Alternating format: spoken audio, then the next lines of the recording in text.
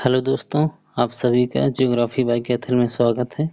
आज हम देखते हैं बीपीएससी आधारित जो एनसीईआरटी है और एससीईआरटी को मिला के जितने भी चैप्टर क्लास 7 में बनाए गए हों उनसे प्रश्न उठाए गए हैं सभी चैप्टरों से। तो क्लास 7 का जो है बुक है हमारा पर्यावरण, उससे देखते हैं। कह रहा है पहला क्वेश्चन, पृथ्वी की कठोर ऊपरी परत ठोस लेयर क्या कहलाती है? जलमंडल, स्थलमंडल, जैवमंडल या समताप मंडल? तो पहला हो जाएगा हमारा ऑप्शन बी, स्थलमंडल। जो ऊपरी परत है स्थलमंडल कहलाती। क्वेश्चन नंबर 2 कह रहा है विनिमय पद्धति का अर्थ क्या है? पहला अदला बदली का व्यापार, वस्तुओं का आयात, वस्तुओं का निर्यात या वस्तुओं का निर्माण। तो विनिमय पद्धति क्या है? अदला बदली। क्वेश्चन नंबर 3, पर्यावरण के कितने घटक हैं? 2, 3, 4, 5। तो पर्यावरण के कितने घटक हैं? 3 घटक हैं। ठीक, कौन कौन से? वायुमंडल, जीवमंडल और स्थलमंडल। और इन्हीं को ही मिला के जो होता है जैवमंडल बनता है। क्वेश्चन नंबर 4 कह रहा है ग्रीन हाउस प्रभाव गैस पैदा करती है कौन सी? Sulphur dioxide, carbon dioxide, carbon monoxide या इनमें से कोई नहीं। तो हमारा कौन सा हो जाएगा? कार्बन डाइऑक्साइड यानी कि CO2। क्वेश्चन नंबर 5 कह रहा है वायुमंडल में सर्वाधिक पाई जाने वाली गैस कौन सी है? नाइट्रोजन, हीलियम, ऑक्सीजन या हाइड्रोजन?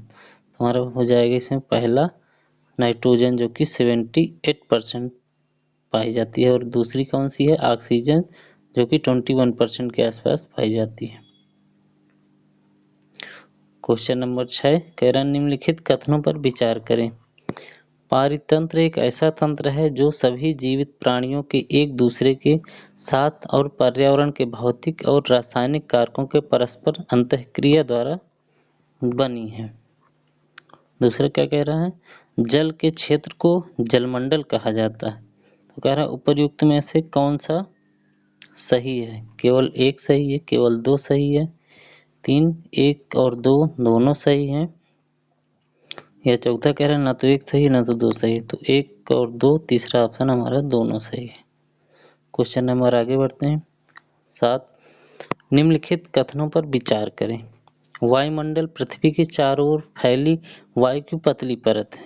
दूसरा कह रहा है पृथ्वी की परिक्रमा अपने चारों ओर के वायुमंडल को थामे रहती है। तो ये जहाँ तक परिक्रम सही नहीं है, क्योंकि जो थामे रहती है उसका घूर्णन होता है। तीसरा कह रहा है इनमें से कई प्रकार की गैसें, धूलकण और जलवाष्प उपस्थित रहते हैं। इसमें कौन सा सही हो जाएगा? देखते हैं उपर्युक्त में कथन में कौन सा सही हो जाए? 1, 2, 1, 3, 2, 3 या उपर्युक्त सभी? तो हमारे इसमें कौन सा हो जाएगा? 1 और 3 सही हो जाएगा। अध्याय 2 हमारी पृथ्वी के अंदर क्या है? पहला क्वेश्चन, पृथ्वी की त्रिज्या कितनी है? तो सभी को पता है 6371 किलोमीटर है। क्वेश्चन नंबर दूसरा, पृथ्वी की सबसे आंतरिक परत को क्या कहते हैं? परपटी, कोर या मेंटल या इनमें से कोई नहीं। तो क्या कहते हैं? कोर कहते हैं। क्वेश्चन नंबर तीसरा, क्रोड मुख्य रूप से किनका बना होता है? सिलिका और एल्युमिनियम का, सिलिका और मैग्नीशियम का, लोहा और निकल का या इनमें से सभी? तो किसका बना होता है? लोहा निकल का, जिसको बोलते हैं नीफे। नी से निकल और फे से फेरियम यानी कि लोहा। क्वेश्चन नंबर 4, जब द्रवित मैग्मा ठंडा होकर ठोस हो जाता है तब इस प्रकार बने चट्टान क्या कहलाते हैं? कायांतरिक चट्टान, अवसादी चट्टान या अग्नेय चट्टान? तो क्या कहलाते हैं? अग्नेय चट्टान। इसी को भी प्राथमिक चट्टान ही बोलते हैं, प्राथमिक चट्टान। और इसी से क्या कहते हैं? टूटकर अवसादी चट्टान का निर्माण होता है और इन्हीं चट्टानों के दाब और ताप के कारण कायांतरिक चट्टान का निर्माण होता है। क्वेश्चन नंबर 4, जीवाश्म युक्त चट्टान है यानी जिसमें जीव के अंश पाए जाते हैं। अच्छा, तो पहले ही बताया। क्वेश्चन नंबर 5, निम्नलिखित कथनों पर विचार करें। पृथ्वी की सतह की आंतरिक परत क्रोड है। दूसरा कह रहा है यह मुख्य रूप से निकेल और लोहे से बना है। तो लगभग तो दोनों ही सही है। पृथ्वी की आंतरिक परत क्रोड है और यह निकेल और लोहे से बना हुआ है, तो दोनों सही हो जाएगा। तीसरा कह रहा है केंद्रीय कोड का तापमान और दबाव काफी उच्च होता है। तो केंद्र में जितना भी पृथ्वी के नीचे जाएंगे तो तापमान हमेशा, दबाव और तापमान दोनों बढ़ता जाता है, तो इसमें सभी सही हो जाएंगे। क्वेश्चन नंबर 6, निम्नलिखित कथनों पर विचार करें। आग्नेय शैलों का प्राथमिक शैलें कहा जाता है, बिल्कुल सही, अभी हमने पढ़ के आया है। दूसरा कह रहा है ग्रेनाइट बहिर्भेदी अग्नि चट्टान शैलों का एक उदाहरण है। तो ग्रेनाइट नहीं, यहाँ बेसाल्ट है जो बहिर्भेदी चट्टानों का उदाहरण है। तीसरा, द्रवित लावा पृथ्वी की सतह पर ठंडा होकर बहिर्भेदी अग्नि शैल का निर्माण करता है। हाँ, जो बाहर आ जाता है बहिर्भेदी शैल का निर्माण करता है, जो बाहर आ जाता है उसी को बेसाल्ट कहते हैं। तो इसमें क्या हो जाएगा, उपर्युक्त सभी सही हो जाएगा। अध्याय 3, हमारी पृथ्वी, हमारी बदलती पृथ्वी। क्वेश्चन नंबर 1, भूकंप की तीव्रता मापने की इकाई क्या है? रिएक्टर स्केल, थर्मामीटर, बैरोमीटर या इनमें से कोई नहीं। तो हमारा कौन जाएगा, रिएक्टर स्केल। क्यों? भूकंप की शक्ति को रिक्टर स्केल नामक पैमाने पर परिणाम के रूप में व्यक्त किया जाता है। इसे 1935 में चार्ल्स एफ रिएक्टर द्वारा विकसित किया गया था। इसे रिएक्टर परिणाम पैमाने के रूप में भी जाना जाता है। अतः परिणाम स्वरूप संख्याओं 0 से 10 तक में व्यक्त किया जाता है इसको। ठीक, क्वेश्चन नंबर 2 देखते हैं। नदी के मुहाने पर बनने वाले स्थल रूप क्या कहलाते हैं? विसर्प, डेल्टा, जलप्रपात या छत्रक शैल। तो हमारा क्या हो जाएगा, ऑप्शन दूसरा डेल्टा कहलाते हैं। ठीक, क्यों? क्योंकि डेल्टा नदी के मुहाने पर बनने वाली नदी की निक्षेपण विशेषता है। ये वेटलैंड है जिनमें नदियां अपना जल एवं तलछट किसी अन्य जल निकाय जैसे कि महासागर, झील या दूसरी नदी में प्रवाहित करते हैं। ठीक, तो क्वेश्चन नंबर 3, रेगिस्तान के अपरदन एवं निक्षेपण का मुख्य प्रमुख कारण क्या है?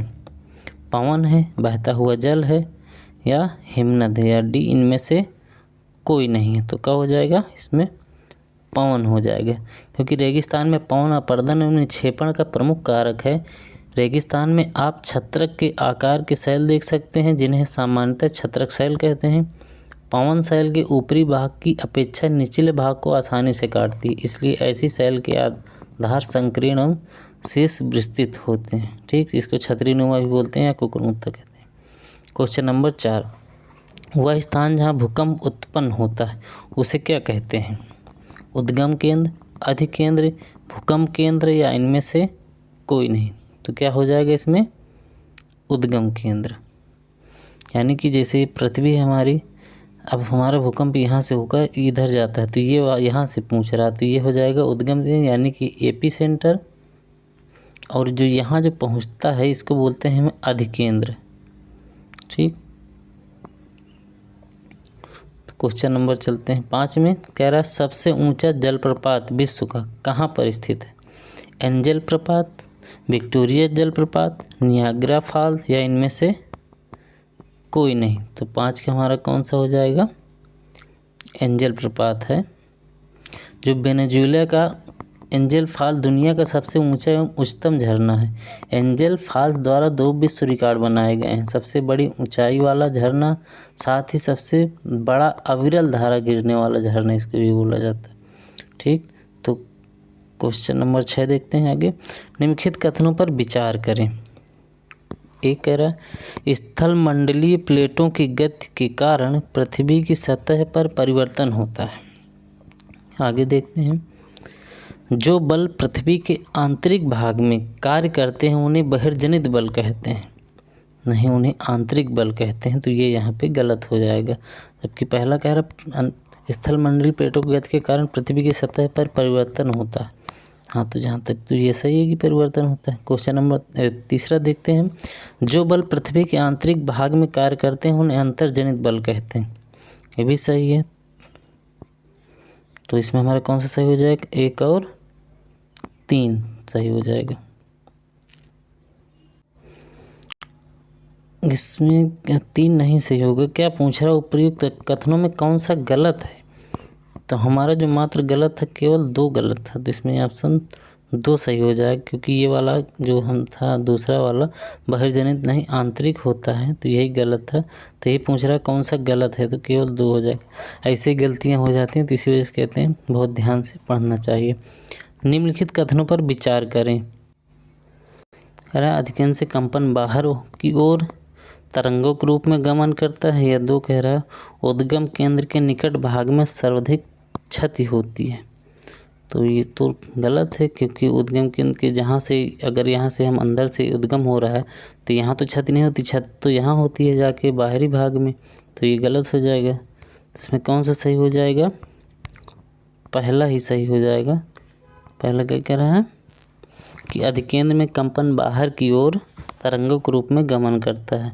उदाहरण के रूप में देख लें, जैसे हम किसी भी तालाब में अगर कंकड़ फेंकते हैं तो जो सेंटर से बाहर की ओर तरंगे पानी भागता रहता है ना, वैसे ही कार्य करते हैं। अगर और जानना हो तो देखते हैं कि भूप्रपट्टी के में जिस स्थान पर गति आरंभ होता है उसे उद्गम केंद्र कहा जाता है। उद्गम केंद्र के भूसतह पर उसके निकटतम स्थान को अधिकेंद्र कहा जाता है। अधिकेंद्र से कंपन बाहर की ओर तरंगों के रूप में गमन करते हैं।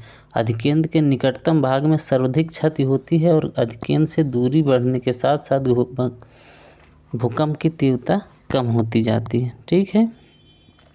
क्वेश्चन नंबर 8 कह रहा निम्नलिखित कथनों पर विचार करें। भूकंप को मापने के लिए भूकंप लेखी का उपयोग किया जाता है। 2 कह रहा है भूकंप की तीव्रता रिएक्टर पैमाने पर मापी जाती है। तो इनमें से कौन सा सही हो जाएगा? 1 और 2 दोनों सही हो जाएंगे इसमें, क्योंकि दोनों ही सही कह रहे हैं। भूकंप को भूकंप लेखी नामक यंत्र से मापा जाता है। भूकंप की तीव्रता रिएक्टर पैमाने पर मापी जाती है। जिस भूकंप की तीव्रता 2.4 उससे कम होती है तो उसको प्रभाव नहीं के बराबर होता है।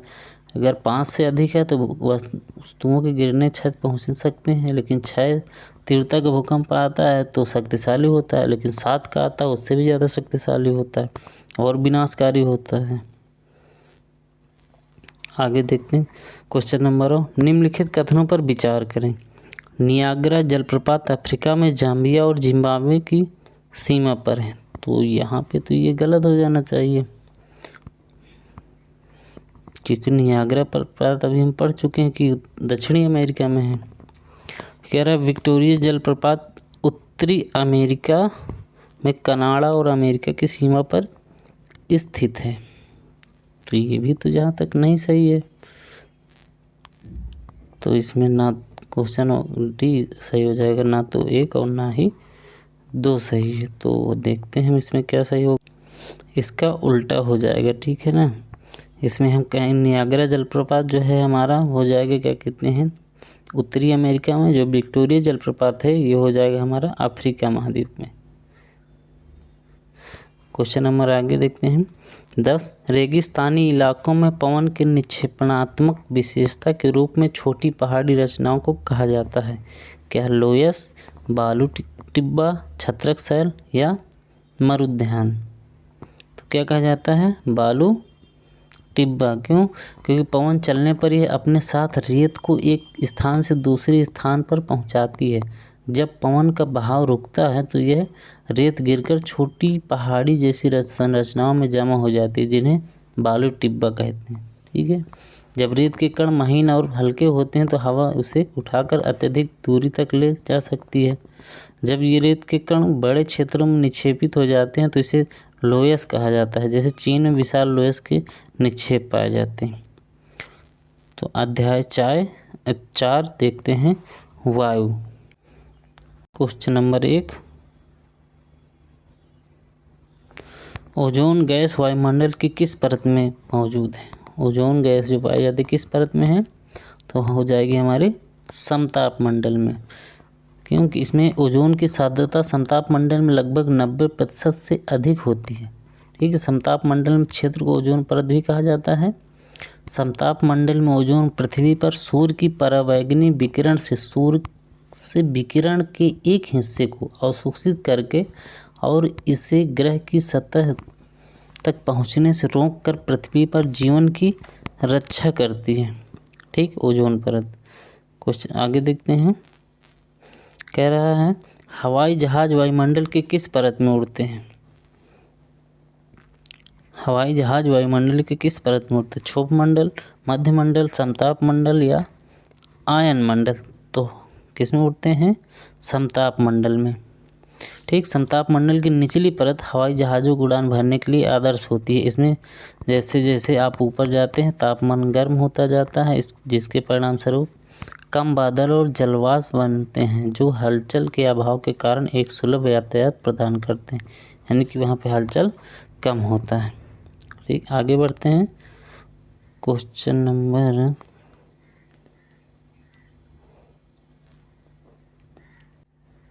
3, अंतरिक्ष से आने वाले उल्कापिंड वायुमंडल के किस परत में प्रवेश करते ही जलने लगते हैं?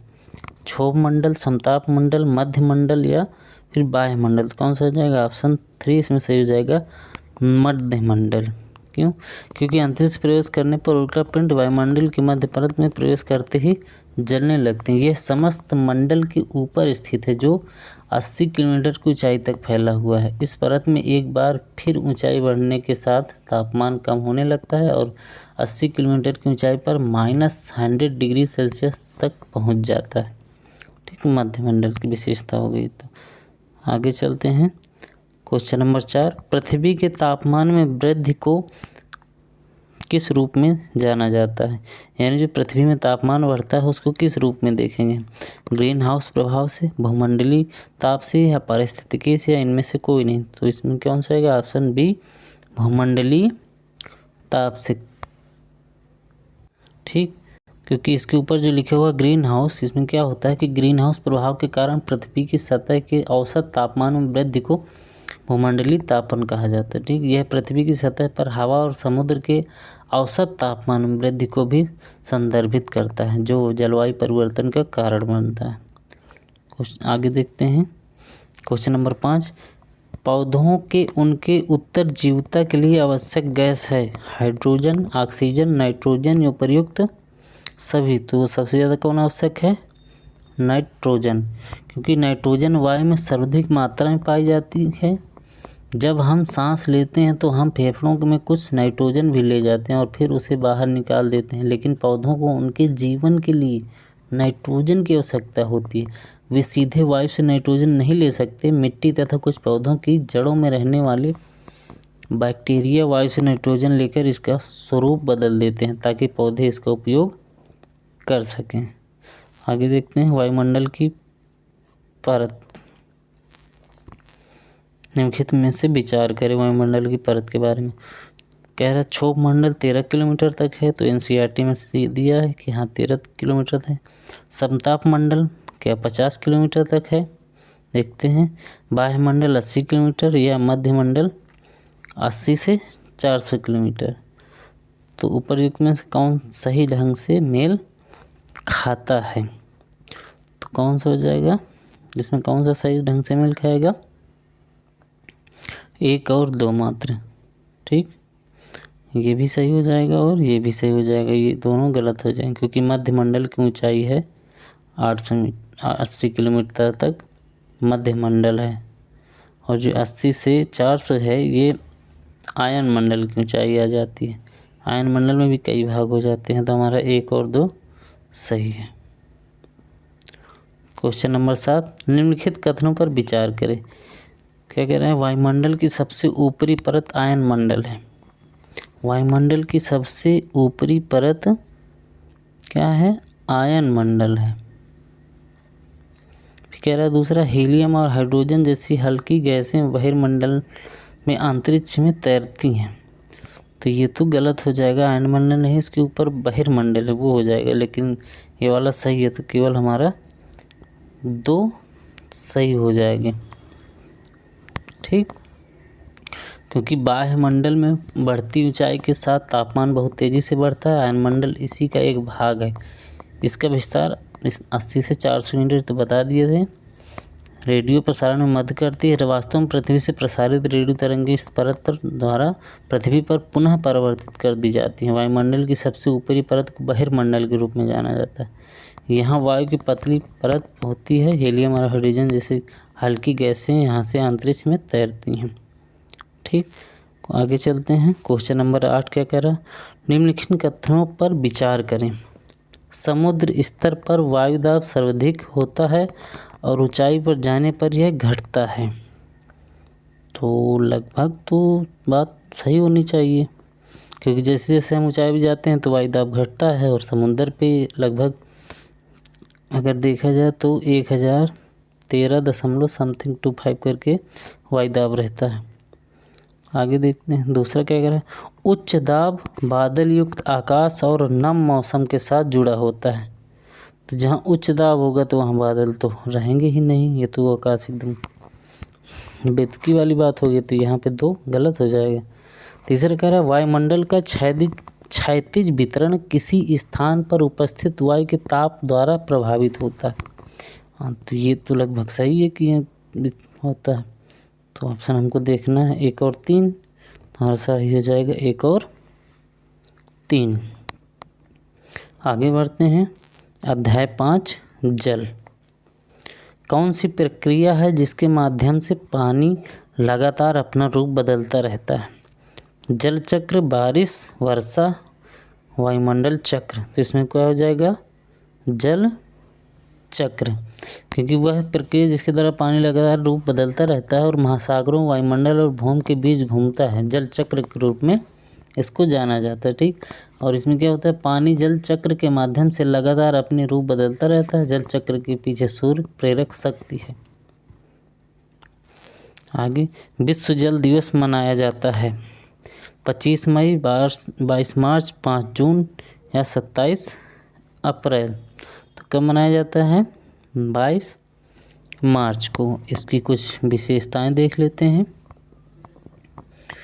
क्या कह रहा है? ब्राज़ील के रियो डी जेनेरियो के संयुक्त सम्मेलन में साल 1992 में विश्व जल दिवस मनाने की पहल की शुरुआत की गई थी। ठीक, संयुक्त राष्ट्र द्वारा यह प्रस्ताव पारित स्वीकार कर लिया गया और साल 1993 में 22 मार्च को पहली बार विश्व जल दिवस मनाया गया।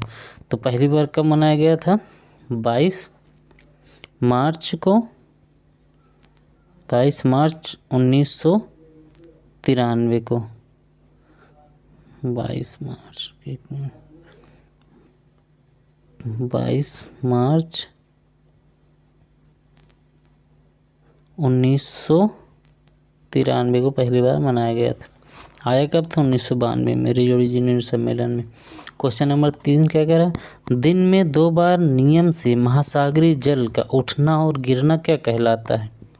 ज्वार भाटा, लहर, महासागरीय धारा, इनमें से कोई नहीं। तो क्या कहलाएगा? ऑप्शन ए ज्वार भाटा कहलाएगा। ज्वार भाटा के विषय में देख लेते हैं। दिन में 2 बार नियम से महासागरीय जल का उठना एवं गिरना ज्वार भाटा कहलाता है। ज्वार भाटा एक ऐसी प्राकृतिक क्रिया है जो समुद्र में नियमित रूप से रोज घटित होती है। ठीक, ज्वार भाटा आने का मुख्य कारण चंद्रमा एवं सूर्य की आकर्षण शक्ति यानी कि गुरुत्वाकर्षण शक्ति है, जिसके कारण पृथ्वी पर उपस्थित सागरीय जल ऊपर व नीचे गिरता रहता है। ठीक, आगे देखते हैं। क्वेश्चन नंबर 4, बृहद ज्वार किन दिनों में आते हैं? पूर्णिमा, अमावस्या या सी पूर्णिमा, अमावस्या या 4 कोई नहीं। तो क्या हो जाएगा? पूर्णिमा एवं अमावस्या के दिन। ठीक, क्यों? क्योंकि जब सूर्य, चंद्रमा और पृथ्वी, सूर्य, चंद्रमा एम कर देते हैं और पृथ्वी, अर्थ, ठीक, एक सीधी रेखा में होंगे तो ज्वार की ऊंचाई अधिक होगी और इन्हें उच्च ज्वार कहा जाता है। और ये महीने में 2 बार आते हैं। ठीक, अमावस्या और पूर्णिमा, एक पूर्णिमा की अवधि के दौरान, दूसरा अमावस्या के दौरान। ठीक, आगे बढ़ते हैं। क्वेश्चन नंबर 5, गर्म महासागरीय धाराएं किसके निकट उत्पन्न होती हैं? ध्रुवों के, भूमध्य रेखा के, कर्क रेखा के या मकर रेखा के? तो गर्म जो धाराएं हमेशा भूमध्य रेखा से प्रकट होती हैं। ठीक, भूमध्य रेखा के पास गर्म महासागरीय धाराएं बनती हैं और वे ध्रुवों की ओर चलती हैं, जबकि ठंडी धाराएं ध्रुव या उच्च अक्षांशों में उष्णकटिबंधीय या निम्न अक्षांशों की तरफ चलती हैं। उष्णकटिबंधीय क्षेत्रों में निम्न अक्षांशों के कारण समशीतोष्ण और उपध्रुवीय क्षेत्रों में उच्च अक्षांशों की ओर होने वाली धाराओं को गर्म धाराएं कहा जाता है। आगे बढ़ते हैं। क्वेश्चन नंबर 6 कह रहा है निम्नलिखित कथनों पर विचार करें। वह प्रक्रिया जिसके द्वारा जल लगातार अपने स्वरूप को बदलता रहता है और प्रसारित होता रहता है जल वाष्प कहलाता है। ठीक, जल वाष्प यानी कि जल चक्र होता रहता है, जल चक्र होता रहता है। ठीक, दूसरा क्वेश्चन क्या कह रहा है, थलशाला छोटे घरों के पौधों को रखने का एक कृत्रिम अहाता होता है। ठीक, तो कह रहा है उपयुक्त कथनों में कौन सा सही है, तो इसमें कौन सही हो जाएगा। पहले वह प्रक्रिया जिसके द्वारा जल लगातार अपने स्वरूप बदलता रहता है और प्रसारित होता रहता है जल वाष्प कहलाता है। नहीं, इसमें जल वाष्प ना होकर अगर यहाँ लिखा होता जल चक्र तब सही होगा, तो वो पीछे हम पढ़ाए थे। लेकिन सेकेंड वाला कह रहा है थलशाला छोटे घर के पौधों को रखने का एक कृत्रिम अहाता होता है, तो ये सेकेंड वाला सही है। तो हमारा इसमें कौन सा सही हो जाएगा, केवल 2 सही होगा। आगे बढ़ते हैं, कहो तो इसको बता दें। चलो आगे बढ़ते हैं। भूकंप, निम्नलिखित पर विचार करें। भूकंप, एक ज्वालामुखी उद्गार या जल के नीचे भूस्खलन, उपर्युक्त गतियों में से किसका परिणाम सुनामी हो सकता है। यानी इन तीनों में से किस कारण से भूकंप या ज्वालामुखी उद्गार या जल के नीचे भूस्खलन, तो किसके कारण सुनामी हो सकती है। तो लगभग अगर बड़े पैमाने पे आते हैं तो सभी के कारण सुनामी आ सकती है। क्वेश्चन नंबर 8 देखते हैं। निम्नलिखित कथनों पर विचार करें। दिन में 2 बार नियम से महासागरीय जल का उठना और गिरना ज्वार भाटा कहलाता है। तो फिलहाल ये पीछे हम लोग देख आए थे, तो ये जहाँ तक है सही होना चाहिए। ये कह रहा है सूर्य और चंद्रमा में शक्तिशाली गुरुत्वाकर्षण बल के कारण पृथ्वी की सतह पर ज्वार भाटा आते हैं, तो ये भी लगभग सही है। तो कह रहा है ऊपर कथनों में कौन सा सही है, तो लगभग तो हमारे दोनों ही सही हो रहे हैं, 1 और 2 दोनों सही हो रहे हैं। क्वेश्चन नंबर आगे देखते हैं। चलो इसका कुछ शो कर लेते हैं, इसका पूरा परिचय पढ़ लेते हैं। अगला क्वेश्चन है निम्नलिखित कथनों पर विचार करें। विद्युत उत्पादन, नौ संचालन, मछली पकड़ना, उपर्युक्त में से कौन सा उच्च ज्वार के फायदे हैं। विद्युत संचालन, नौ संचालन, मछली पकड़ना, तो लगभग तो तीनों ही इसमें सही हो जाएंगे, उपर्युक्त सभी। क्यों, क्योंकि उच्च ज्वार नौ संचालन में सहायक होता है। ये जल स्तर को तट की ऊंचाई तक पहुंचाते हैं। इससे जहाज़ों को अधिक आसानी से बंदरगाह पर पहुंचाने में मदद मिलती है। उच्च ज्वार मछली पकड़ने में भी मदद करते हैं। उच्च ज्वार के दौरान अनेक मछलियां तटों के निकट आ जाती हैं।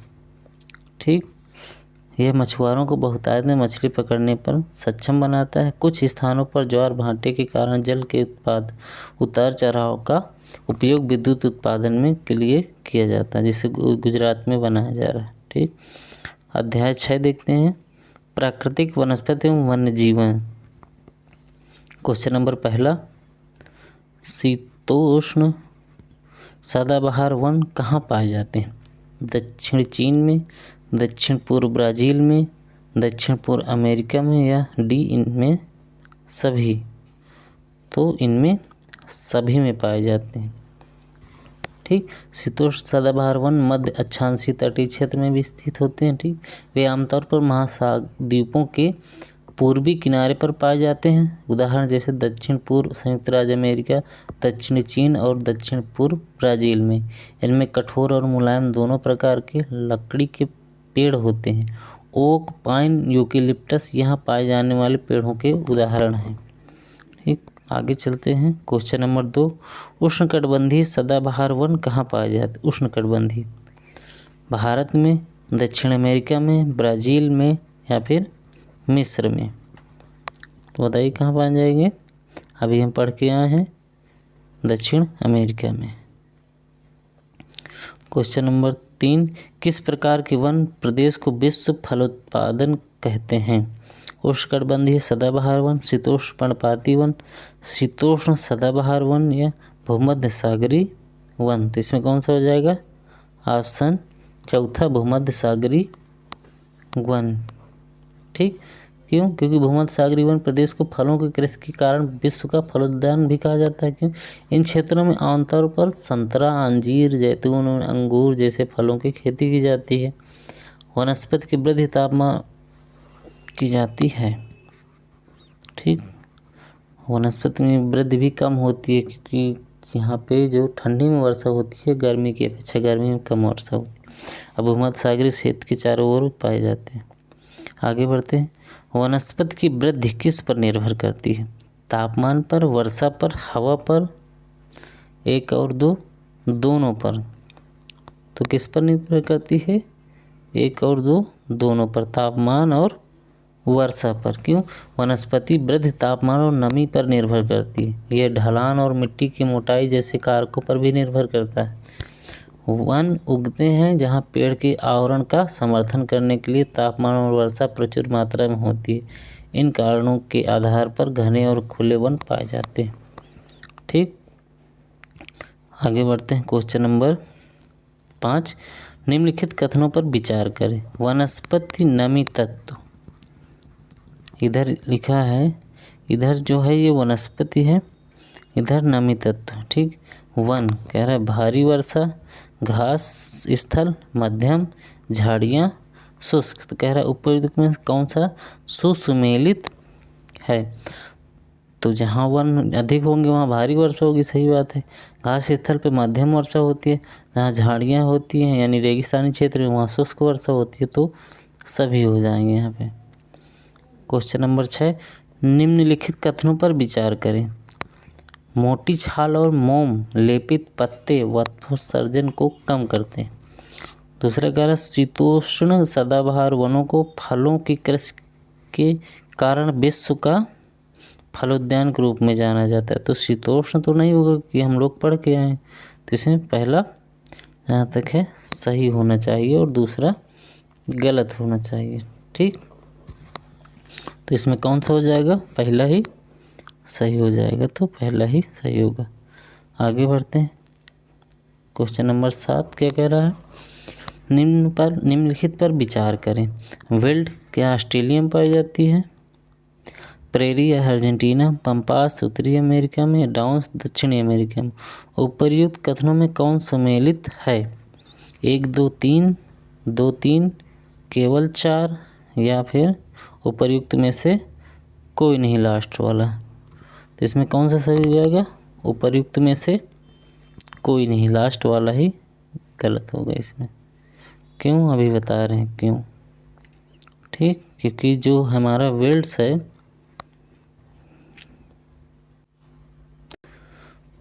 जो पाया जाता है अफ्रीका में, और जो डाउन्स है वो पाया जाता है ऑस्ट्रेलिया में।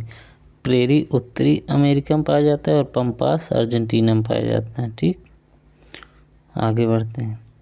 अध्याय 7, मानवीय पर्यावरण, बस्तियां, परिवहन एवं संचार। पहला क्वेश्चन, एक दूसरे तक संदेश पहुंचाने की प्रक्रिया है क्या? परिवहन, भाषा, संचार।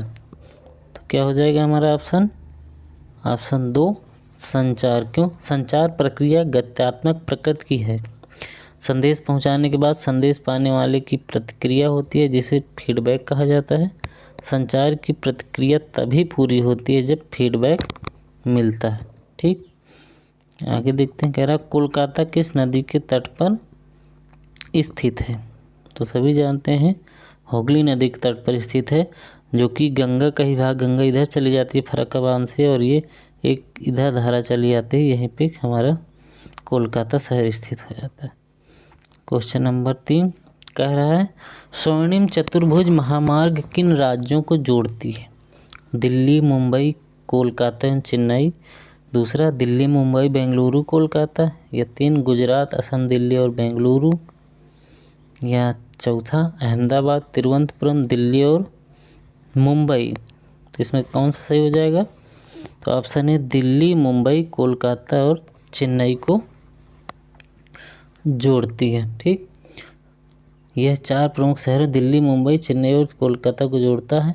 1999 में तत्कालीन प्रधानमंत्री अटल बिहारी वाजपेयी ने स्वर्णिम चतुर्भुज राजमार्ग परियोजना की आधारशिला रखी थी, ठीक है, क्योंकि ये लंबी सड़क है। आगे बढ़ते हैं। क्वेश्चन नंबर 4, लोगों के मौसमी आवागमन को क्या कहते हैं? ऋतु प्रवास, मौसमी प्रवास, स्थानीय निवासी या इनमें से कोई नहीं। तो क्या हो जाएगा हमारा? मौसमी प्रवास यानी ऋतु प्रवास, ठीक। क्यों? क्योंकि ऋतु प्रवास या मौसमी प्रवास पशुधन के पहाड़ एवं तराई के चारागाहों के बीच जैसे भेड़ का मौसमी आवागमन होता है। यह चरवाहों को देखभाल के तहत या मालिकों के साथ मिलकर इनको देखा जाता है, ठीक। ये खास करके होते हैं गर्मियों में उच्च चारागाहों और सर्दियों में निचली घाटियों के बीच चले जाते हैं जो चारावाह होते हैं, जबकि पहाड़ी क्षेत्रों में अधिकतर होता है। कह रहा है सबसे बड़ा रेल मार्ग कहाँ पर स्थित है? एशिया, अफ्रीका, यूरोप या फिर अमेरिका, ठीक। तो कहाँ स्थित है सबसे बड़ा रेल मार्ग? एशिया में ही स्थित है। दुनिया का सबसे लंबा 9,289 किलोमीटर रेल मार्ग मॉस्को से रूस में व्लादिवोस्तोक तक जाता है। इसे ट्रांस साइबेरिया रेल मार्ग कहा जाता है, ठीक है, जो कि एशिया में ही है, रूस में। क्वेश्चन नंबर 6, याक का उपयोग कहाँ पर किया जाता है यातायात के साधन के रूप में? नेपाल में, तिब्बत में, उड़ीसा में या हिमाचल में? तो कहाँ किया जाता है? तिब्बत में। आगे चलते हैं। क्वेश्चन नंबर 7, निम्नलिखित पर विचार करें। अनुकूलतम जलवायु, जल की उपलब्धता, उपयुक्त भूमि, उपजाऊ मिट्टी या उद्योग। आदर्श बसाव स्थल के चयन के लिए उपयुक्त में से कौन सी प्रकृति दशाएं सही है? तो हमारा 1 भी सही है, 2 भी सही है, 3 भी सही, 4 भी सही, लेकिन उद्योग नहीं सही है। तो ये हो जाएगा ऑप्शन 2। क्वेश्चन नंबर 8, निम्नलिखित कथनों पर विचार करें। एक सघन बस्ती जहाँ भी समतल भूमि उपलब्ध है में पास पास बने आवासों का क्षेत्र है। दूसरा कह रहा है इस प्रकार की बस्ती ज़्यादातर पहाड़ी क्षेत्रों, घने जंगलों और अति विषम जलवायु वाले क्षेत्रों में पाई जाती है। उपर्युक्त कथन में से कौन सा सही है? क्वेश्चन नंबर 8 में बताएं कौन सा इसमें सही हो जाएगा। तो 1 और 2 दोनों सही हो जाएंगे, ठीक। आगे बढ़ते हैं। अध्याय 8 है हमारा मानव पर्यावरण अन्योन्य क्रिया उष्णकटिबंधीय एवं उपोष्ण प्रदेश में, ठीक। पहला क्वेश्चन कह रहा है देवदार एवं फर किसके प्रकार हैं? शंकुधारी वृक्ष, पर्णपाती वृक्ष, क्षुभ वृक्ष या सदाबहार। यहाँ जो क्षुभ लिखा है ये क्षुभ ही होता है, ठीक है। तो 1 का क्या हो जाएगा? इसमें 1 का 1 ही हो जाएगा शंकुधारी। क्यों? क्योंकि शंकुधारी पेड़ों में देवदार, आग, चीड़, हेमलॉक और स्प्रूस शामिल होते हैं, ठीक। शंकुधारी जंगलों में पाए जाने वाले पेड़ों में black spruce, white spruce, balsam fir, redwood, Douglas fir, white pine, sugar pine, ponderosa pine, Jeffrey pine, सरू और देवदार शामिल हैं। इतने और वृक्ष भी पाए जाते हैं, ठीक। क्वेश्चन नंबर 2 देखते हैं। विश्व की सबसे बड़ी नदी कौन सी है? अमेजन बेसिन, कृष्णा, नील नदी या ब्रह्मपुत्र। तो सभी को पता होना चाहिए कि सबसे बड़ी जो नदी है अमेजन है, लेकिन सबसे लंबी नदी कौन सी है? सबसे लंबी नदी है नील। ये बड़ी का मतलब होता है इसका जो नदियां हैं, सहायक नदियां, वो क्षेत्र इसका बड़ा है, लेकिन नील नदी का ये लंबी है ये, और ये इसका क्षेत्रफल बड़ा है लेकिन इसका क्षेत्रफल कम है, इस वजह से अमेजन हो जाएगा, ठीक। आगे बढ़ते हैं। क्वेश्चन नंबर 3, 1 वर्ग किलोमीटर क्षेत्र में रहने वाले लोगों की संख्या को क्या कहते हैं? जनसंख्या घनत्व कहेंगे और क्या कहेंगे? तभी तो निकालेंगे हम उसको, ठीक। आगे बढ़ते हैं। क्वेश्चन नंबर 4, बंगाल टाइगर कहाँ पर पाए जाते हैं? डेल्टा क्षेत्रों में, मैदानी क्षेत्रों में, पर्वतीय क्षेत्रों में या अमेजन में? तो बंगाल टाइगर कहाँ पाए जाएंगे?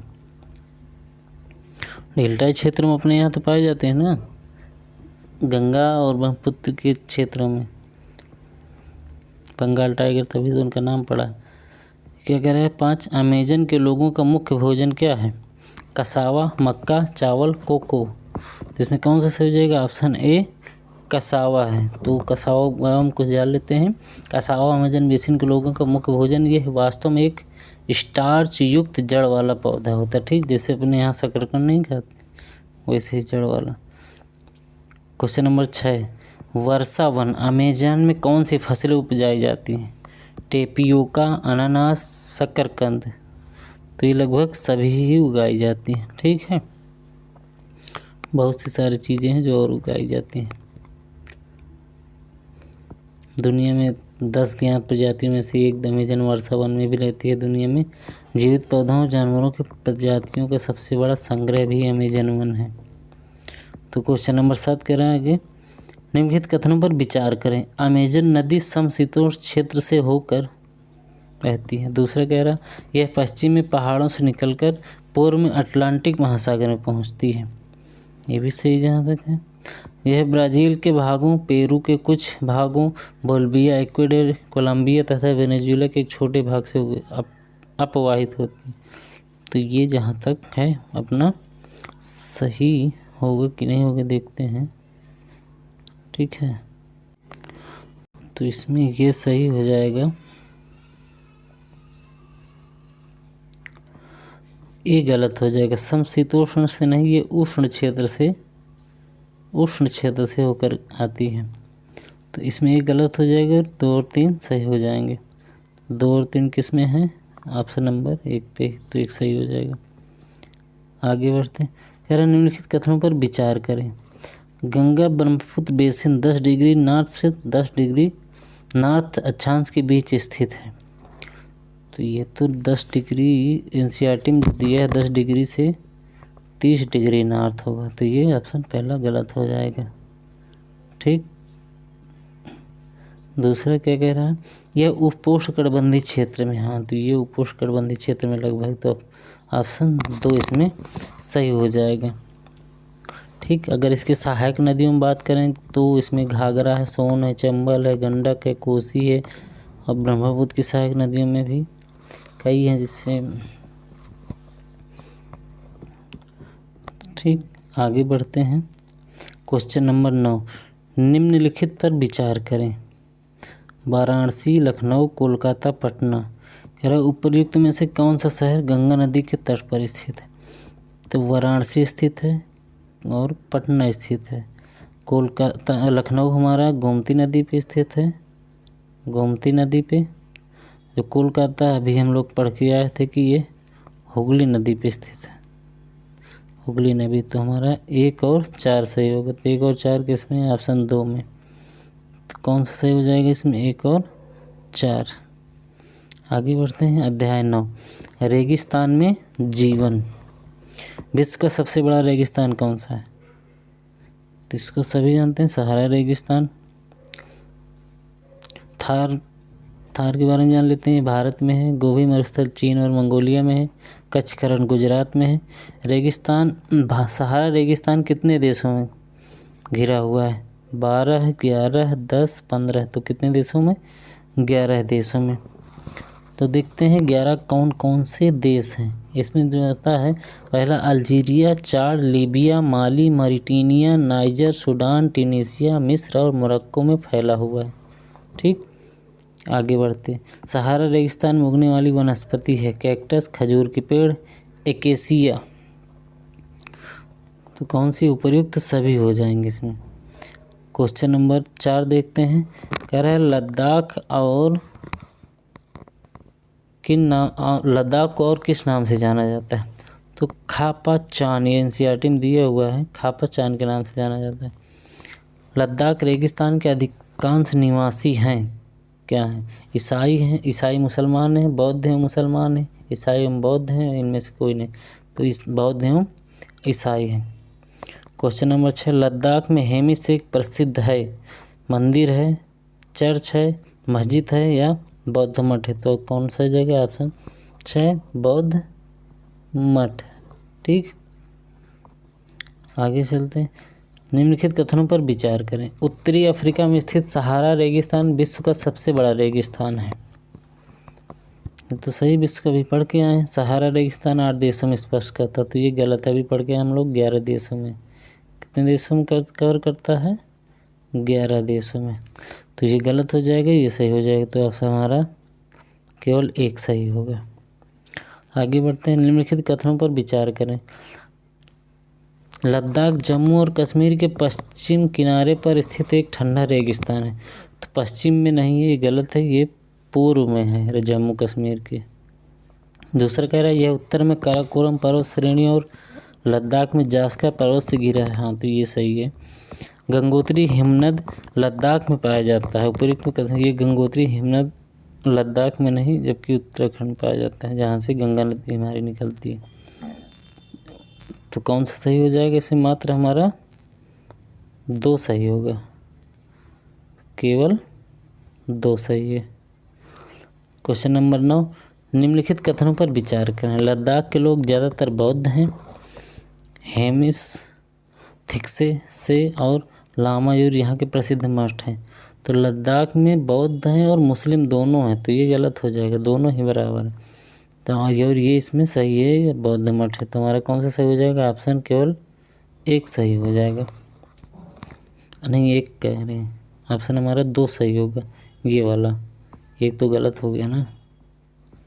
ठीक, तो इतना ही रहा दोस्तों। आज का सेशन कैसा लगा ज़रूर बताएं। लेकिन आज का वीडियो लंबा हो गया है व्याख्या देने के चक्कर में। ठीक, तो कैसा लगा ज़रूर बताएं। अच्छा लगा हो तो लाइक करें, शेयर करें, सब्सक्राइब करें। जय हिंद।